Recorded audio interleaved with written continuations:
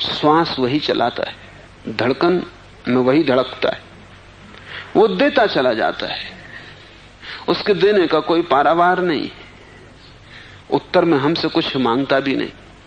इसलिए तो जीवन तुम्हें सस्ता मालूम पड़ता है और चीजें महंगी मालूम पड़ती। तुम जीवन गंवाने को कभी भी राजी हो, धन गंवाने को नहीं, क्योंकि धन लगता है बड़ी मुश्किल चीज, जीवन तो मुफ्त मिलता है। वो तुम्हें जो भी दिया है मुफ्त है, उसके बदले में तुमने कुछ भी नहीं दिया है। और जिस दिन तुम्हें यह एहसास होना शुरू होगा कि जो भी मुझे मिला है उसमें मेरी पात्रता क्या है, अगर मैं न होता तो हर्ज क्या था। तुम्हारे भीतर जो जीवन की संभावना बनी और तुम्हारे भीतर चेतना का जो फूल खिला है, अगर न खिलता तो तुम किससे शिकायत करते? और तुम्हारी क्या योग्यता है कि तुम्हें जीवन मिले? तुमने किस भांति इसे अर्जित किया है? हर छोटी छोटी चीज के लिए योग्यता चाहिए। तुम एक दफ्तर में क्लर्क हो, उसके लिए योग्यता चाहिए। तुम एक स्कूल में मास्टर हो, उसके लिए योग्यता चाहिए। तुम उसे अर्जित करते हो। तुमने जीवन के लिए क्या अर्जित किया, कैसे अर्जित किया है? वो दान है, वो तुम्हें ऐसे ही मिला है, तुम्हारी कोई पात्रता के कारण नहीं। और जिस दिन तुम्हें यह प्रतीति होगी, उस दिन प्रार्थना का जन्म होगा। उस दिन तुम कहोगे, मैं क्या करूं, मैं कैसे धन्यभाग प्रकट करूं, मैं कैसे तेरे ऋण को चुकाऊं। प्रार्थना मांग नहीं है, प्रार्थना जो पहले से ही मिला है उसका धन्यवाद है। और ये प्रार्थना के दो भेद हैं। तुम जब जाते हो मंदिर तो तुम और मांगने जाते हो, तुम्हारी प्रार्थना झूठी। नानक भी जाते हैं, वो धन्यवाद देने जाते हैं, वो कहने जाते हैं जो तूने दिया है वो भरोसे के बाहर। कोई कारण नहीं मेरे भीतर कि मुझे मिले, कोई मेरा योग्यता नहीं, न मिले शिकायत करने का कोई उपाय नहीं, और तू देता चला जाता है। परमात्मा औघड़ दानी, अस्तित्व दिए चला जाता है। और हमसे ज्यादा कृतज्ञ लोग खोजने कठिन। हम धन्यवाद भी नहीं दे सकते, उसके देने का अंत नहीं है, और हमारी कृतज्ञता का कोई अंत नहीं है। हम कृतज्ञता भी प्रकट नहीं कर सकते। हम ये भी नहीं कह सकते कि धन्यवाद, कि हम आभारी हैं, कि तेरा शुक्रिया। उतना भी हमसे नहीं होता। उतने में हमें बड़ी कठिनाई मालूम पड़ती है, हमारा कंठ अवरुद्ध हो जाता है। तुम क्षुद्र बातों के लिए धन्यवाद दे देते हो।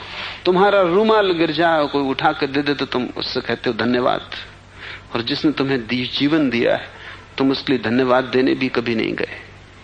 और जब भी तुम गए हो शिकायत लेके गए हो।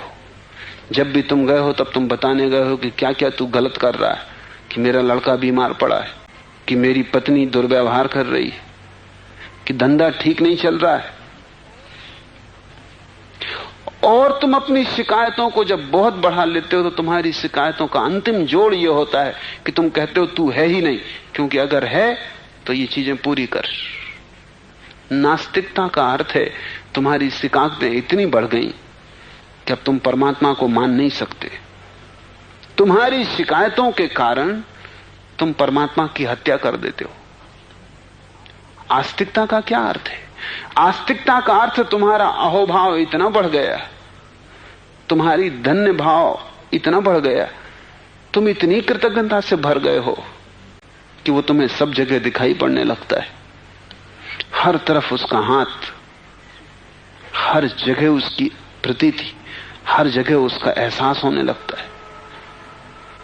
आस्तिकता धन्यवाद की परम स्थिति है, नास्तिकता शिकायत का आखिरी रूप है। जब नानक ये कह रहे हैं कि दाता देता ही चला जाता है, लेने वाले लेते लेते थक जाते हैं, लेकिन दाता नहीं थकता। युग युगांतर से जीव उसका भोग कर रहे हैं, पर उसका अंत नहीं। तुम उसे कितना ही भोगो, तुम उसे चुका ना पाओगे। तुम्हारा भोग ऐसे ही जैसे कोई चम्मच लेके सागर के किनारे बैठा हो और चम्मच से सागर को खाली कर रहा हो। ये भी हो सकता है कि कभी न कभी वो सागर को खाली कर ले, क्योंकि चम्मच की भी सीमा है और सागर की भी सीमा है। लेकिन तुम परमात्मा को खाली न कर पाओगे, क्योंकि उसकी कोई सीमा नहीं है। अनंत काल से तुम भोग रहे हो, अनेक रूपों में तुम भोग रहे हो, और तुम्हारे हृदय से धन्यवाद की आवाज भी नहीं उठी। तुमने एक बार आकाश की तरफ आंखें उठा के न कहा कि मैं धन्यभागी हूं, और तूने जो दिया है वो अपरंपार है। जब भी तुम उसके पास गए शिकायत लेके गए, और जब भी तुमने कुछ कहा नाराजगी जाहिर की। जब भी तुम गए तुमने ऐसा बताया कि तुम्हारी योग्यता ज्यादा है और तुम्हें मिला कम है। कुछ दिन हुए, एक बड़े अधिकारी दिल्ली से मुझे मिलने आए, बड़ी से बड़े पद पर हैं, लेकिन जितने बड़े पद में हो उतनी शिकायत बढ़ जाती, क्योंकि वो सोचते हैं उनको अब मंत्री होना चाहिए, प्रधानमंत्री होना चाहिए। वो मुझसे कहने लगे, और सब तो ठीक है, कोई रास्ता बताएं जिससे कि मेरे साथ जीवन में जो अन्याय हुआ है उसको मैं सहने में समर्थ हो जाऊं। अन्याय क्या हुआ है? अन्याय यह हुआ है कि जो मुझे मिलना चाहिए था वो नहीं मिला। जिस पद के मैं योग्य हूं उससे नीचे रह गया। सभी को ऐसा लगता है, इसलिए हर आदमी इसी दुख में जीता है कि जो मुझे मिलना चाहिए वो नहीं मिला। मैं योग्य तो था कि वाइस चांसलर हो जाता, और पढ़ा हूं एक स्कूल में मास्टर होके। योग्य तो था कि मालिक हो जाता, बना हूं चपरासी। और ये स्थिति सदा बनी रहती है, इससे कोई फर्क नहीं पड़ता। जो प्रधानमंत्री बन जाता है वो भी सोच रहा है कि अब मेरी योग्यता तो इससे भी बड़ी है, लेकिन अब विस्तार का कोई उपाय नहीं दिखाई पड़ता कि मैं सारे दुनिया का मालिक कैसे हो जाऊं। तुम सिकंदरों को तृप्त नहीं कर सकते, और सभी सिकंदर हैं, छोटे मोटे बड़े, लेकिन सभी सिकंदर हैं। सभी की बड़ी आकांक्षा है, और आकांक्षा तुमसे आगे जाती, तुम हमेशा पीछे रहते हो, और योग्यता तुम्हें सदा ज्यादा मालूम पड़ती। ये अधार्मिक आदमी का लक्षण है। धार्मिक आदमी का लक्षण यह है कि जो मिल जाए वो मेरी योग्यता से ज्यादा है। थोड़ा सोचो, देखो, जो तुम्हें मिला है वो तुम्हारी योग्यता से ज्यादा है या कम है? वो सदा ज्यादा है, वो सदा ही ज्यादा है, क्योंकि कुछ भी हमने अर्जित नहीं किया। ये विराट जीवन हमें यूं ही मिला है, दान में। हमने मांगा तक नहीं था, बिना मांगे मिला है। फिर भी अहोभाव पैदा नहीं होता। नानक कह रहे हैं कि उसको युग युग तक भोग कर भी हम चुका नहीं पाते। वह हुक्म से पथ निर्देश करता है। ये बड़ी गहरी चाबी है, और नानक के विचार का बड़ा महत्वपूर्ण हिस्सा उसमें छिपा है। वो ये है, हुक्म चलावे राह। वो हुक्म से दुनिया को चला रहा है, और हमेशा तुम्हें हुक्म देता है।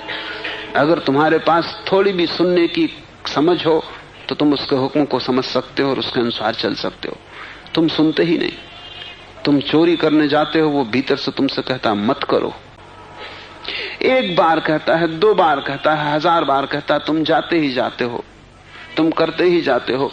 धीरे धीरे वो आवाज भीतर धीमी होती जाती, तुम बहरे हो जाते हो। फिर वो तुम्हें सुनाई भी नहीं पड़ती, फिर भी वो आवाज दिए जाता है। तुम ऐसा पापी न खोज सकोगे जिसके भीतर आवाज खो गई, हुक्म खो गया हो। तुम ऐसा बुरा आदमी न खोज सकोगे जिसको वो अब भी आवाज न दे रहा हो। वो कभी थकता नहीं और कभी निराश नहीं होता। तुम कितना ही बुरा करो, परमात्मा तुमसे निराश नहीं है, और वो कभी तुम्हें इस स्थिति में नहीं मान लेता कि अब कुछ भी नहीं हो सकता। तुम असाध्य कभी भी नहीं हो उसके लिए। तुम्हारा रोग कितना ही बढ़ जाए उसका इलाज संभव है। परमात्मा की अनंत आशा, अनंत संभावना है। वो तुमसे कभी निराश नहीं होता। ऐसा हुआ, एक सूफी फकीर हुआ बायजीद। उसके पड़ोस में एक आदमी था जो बड़ा बुरा आदमी था, लुटेरा, चोर, बेईमान, दगाबाज, हत्यारा, सब तरह के पाप उसने किए थे। पूरा गांव उससे त्रस्त था। एक दिन बायजीद ने प्रार्थना की, परमात्मा से कहा कि मैंने तुझसे कभी कुछ नहीं मांगा, लेकिन ये आदमी अब बहुत ज्यादा उपद्रव कर रहा है, इस आदमी को हटा ले। तो बायजीद ने भीतर से आवाज सुनी कि मैं उससे नहीं थका तो तू उससे क्यों थक गया है, और मुझे जब अभी उस पर भरोसा है तो तू भी भरोसा रख। कितने ही पाप तुमने किए हो, कितने ही जन्मों तक, परमात्मा को तुम थका नहीं सकते। न भोग कर चुका सकते हो, न पाप से थका सकते हो। वो अब भी आवाज दिए जाता है, वो कभी निराश नहीं होता। और अगर तुम जरा शांत होकर सुनो तो उसकी धीमी आवाज तुम्हें सुनाई पड़ेगी।